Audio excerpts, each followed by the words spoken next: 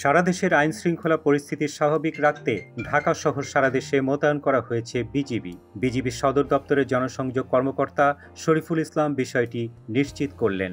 এদিকে চলমান কোটা সংস্কার আন্দোলনে হামলা ও সাধারণ শিক্ষার্থীদের হত্যা এবং ঢাকা বিশ্ববিদ্যালয় প্রশাসনের নির্দেশে শিক্ষার্থীদের ওপর পুলিশের হামলার প্রতিবাদে আজ সারা দেশে কমপ্লিট শাটডাউন কর্মসূচি চলছে।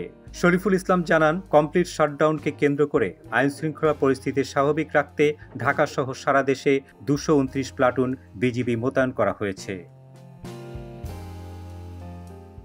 এর আগে বুধবার বৈষম্য বিরোধী ছাত্র আন্দোলনের এক বিবৃতিতে বলা হয়, শিক্ষার্থীদের শান্তিপূর্ণ আন্দোলনের ওপর পুলিশ, বিজিবি, র্যাব ও সোয়াটের ন্যাক্কারজনক হামলা, খুনের প্রতিবাদ, খুনিদের বিচার, সন্ত্রাসমুক্ত ক্যাম্পাস নিশ্চিত ও এক দফা দাবিতে 18 জুলাই সারা দেশে কমপ্লিট শাটডাউন ঘোষণা করা হচ্ছে। শুধুমাত্র হাসপাতাল ও জরুরি সেবা ব্যতীত কোনো প্রতিষ্ঠানের দরজা খুলবে না।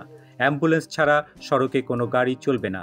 সারা দেশের প্রতিটি স্কুল, কলেজ, বিশ্ববিদ্যালয়, প্রাইভেট বিশ্ববিদ্যালয়, মাদ্রাসা শিক্ষার্থীদের আহ্বান জানানো হচ্ছে, আজকের কর্মসূচি সফল করুন।